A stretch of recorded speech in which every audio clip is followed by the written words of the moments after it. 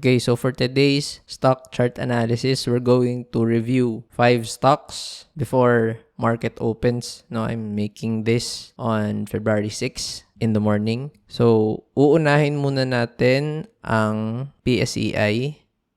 So, just a short market summary lang. So, last week, grabe yung sell down ng stock market. As you can see, ilang araw na puro black. So, this is color red sa mga regular charts. Ako kasi white tapos black yung ginagamit ko na colors. So, last week, grabe yung bentahan and then nagkaroon ng recovery, no? Nung Feb 4 and Feb 5. Maganda yung momentum ng mga candles and then halos nabawi niya na lahat ng nangyaring bentahan from last week. So, the first stock na titingnan natin is Plus. So, ayun, another breakout, no? Itong Plus, it really looks good. Currently above all the MAs. So, MA20, MA50, and then MA100. It actually made a 52-week high breakout nung February 3. Kaso pagka-breakout niya, nagkaroon ng bentahan. So, bumalik lang din ulit dun sa range. However, nung February 4, na-confirm niya yung breakout kasi nag-close na siya above dito. No? Above ng 2960. And then, kahapon, malakas na candle, momentum candle. So, this means that there's a possible move higher because na-overcome niya na yung resistance ng 52-week high. So, looking good for Plus or DigiPlus Interactive Corp. Next up, Alter Energy. So, ayun. So, if we're going to look dito sa stock na to, no, what happened was, meron tayong resistance dito sa July 4, 2023. Tapos, nag-breakout siya nung December 18. Itong area na to, no? Ang ganda nung breakout niya kasi lagpas 1-year resistance yan eh. So, it's a 52-week high. I mean, more than a 52-week high breakout nung December 18. Kaso ang nangyari, napatigil siya dito nung January 6. So, let's see kung bakit. Yan. Possibly, ito yung nakapag-stop sa kanya, yung area na to. So, ang ATH kasi nito or yung all-time high resistance niya is 1.32. Probably a lot of people were already expecting na hihina yung market and then hindi niya na maaabot to. So, siguro nagkabentahan ng mas maaga dyan. So, nagkaroon ng sell down, no, as you can see here, ilang percent to from the top. So, around 17%, no? More than 17%. Tapos, nabawi niya actually. Nabawi niya, no? Trinay niyang i-overcome itong resistance ng 1.24. Kaso, ayun lang din. Nagkabentahan lang din around the 1.22 area. So, 1.20, 120, 122. And then, nagkabentahan. So, same move lang din ulit, no? Parang nagkaroon siya ng double top. So, eto. Tapos, yan. And then, nung February 3, hindi rin siya nakaligtas sa bentahan na nangyari, no? Hindi rin siya nakaligtas sa bentahan na nangyari this past few days. But yung huling support nito actually is 1.02. Itong area na to. So, good support siya. Ang nangyari, nagkaroon ng bentahan nung February 4, no? Akala ko tuloy-tuloy ng breakdown but binawi. Tapos, nag-close siya around that area. So, nag-act as support itong 1.02. And then, kahapon, nag-move siya ng higher. Pero, pinipigilan pa rin siya ng MA50 na resistance. Ayan. So, nakikita ako dito sa Alter Energy. Possibly, no, mag-consolidate lang ito sa area na to until it tries to make a move higher before mag-try niya mag-breakout dito sa area na to. The issue lang dito sa Alter Energy is if tong MA100 tumaas somewhere here, tapos eventually mag-breakdown siya, no? Pag nag-breakdown siya sa 1.02 and 1 below, tapos bumaba pa siya ng MA100, ayun, medyo negative na talaga yung bias ko dito kasi ibig sabihin hindi na siya long-term uptrend tapos wala na siyang support kasi yung possibly magiging sunod na support nito ito ng 0.95 area. So, most likely basag na rin yung support area na yan kapag umilalim pa siya ng MA100. So, next, Converge.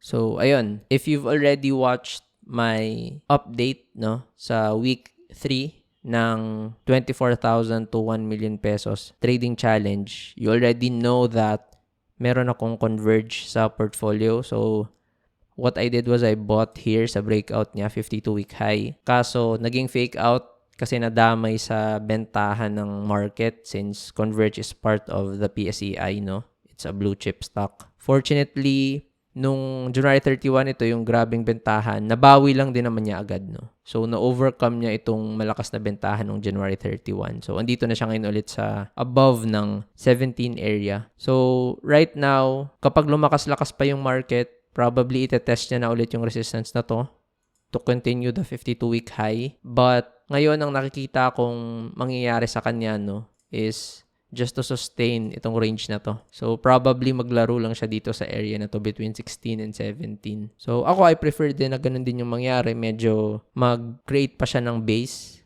before trying to move higher. Ayun. And as what I've discussed from the week 3 update, pag bumaba pa ito ng 15 area, so, let's say mabasag itong area na to, mataas yung chance na bearish na talaga yung Converge and pwedeng magkaroon pa ng mga further sell down kasi downtrend na siya nun. So, next up, BDO. So, ito, no, biktima din siya ng sell down nung last few days. Meron din siyang pababa na galaw pero hindi sobra, no, compared sa mga ibang stocks na part ng PSEI since BDO is also a blue chip. Nag-recover din siya kahit papano. Na-overcome niya yung mga sell down na nangyari this past few days. So, andyan siya ulit sa 147 area. Pero overall, as you can see, itong BDO nasa isang malaking range siya. If you're going to look, parang itong area talaga na to yung ginagalawan niya eh. Nagpa-fluctuate lang siya dyan. Inaabot niya lang yung taas ng range and then bababa, tataas, bababa. So, since BDO is already at an all-time high range, so ito all, kiklik natin all, makikita mo na ito na yung highest na naabot niya, no, sa inception ng stock. So, ibig sabihin, para malagpasan niya itong area na to, itong 1.68, 1.69, maging sobrang lakas dapat ng market, no, para matulak niya yung BDO pataas. And I don't see that happening yet in the short term. So ngayon, I can see BDO as ranging dito sa box. Yan lang yung maabot niyang price. So pwedeng maabot niya to, and then bababa lang din ulit. Or pwedeng from here, pag nagkaroon pa ng sell down sa market, pwedeng bumaba siya, no? Tapos maabot niya itong range na to. Of course, pag bumaba pa siya sa isang range na to, itong 120 area, pag nabutas yan, parang converge lang din na further sell down kasi downtrend na siya. So, next up, dito. So, itong dito, no, nagkaroon ng grabing sell down nung November. Buong month ng November, parang puro pababa lang siya, no? Tapos, nagkaroon ng bounce first week December, tapos nagkaroon ulit ng bentahan. And somehow, nag-create siya ng double bottom. Itong area na to. Ayan. So, nung nagkaroon ng recovery, nung first sell down, yun yung naging support area, no, nung December 6. Pagkatapos nun, tumaas siya. Pero, nagkaroon ng double top. So, yung previous resistance naman, naging resistance ulit. Ayan. Tapos, nagkaroon ulit ng sell down. So, if we're going to look at dito, ito yung buong range niya, no? Yung 1.17 hanggang 2.24. Unless the market makes a good move higher or hanggat hindi ito magustuhan ng mga market players, hindi ito magbe-breakout dyan sa 2.24. So, most likely, pag tumaas to, grabe yung selling pressure na marireceive niya dito sa 2.20-ish na area, no? And kapag nag-sell down naman, 1.17 yung area to look at. Kasi pag nabutas ulit yan, malamang downtrend talaga siya. Kasi ibig sabihin, wala na siyang support from the market players. Since dapat mag-support siya dito since nag-support na before eh. So, nakikita ko dito sa dito, magre-range lang din siya ulit, no?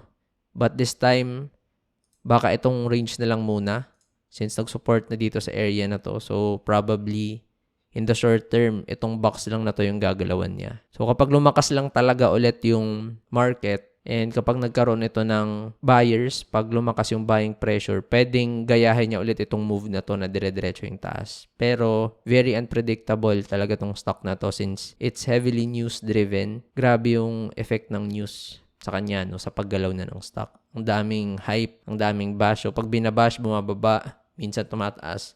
Pag may hype, bumababa pa rin, minsan tumataas. So, mahirap sundan. Alright, so ayun, we've covered all the 5 stocks na. That's Plus, Alter Energy, Converge, BDO, and Dito. So for the next video, I'll make an update for the week 4 sa ating 24K to 1M challenge and probably another stock analysis chart video over the weekend. So ayun, thank you for watching, guys.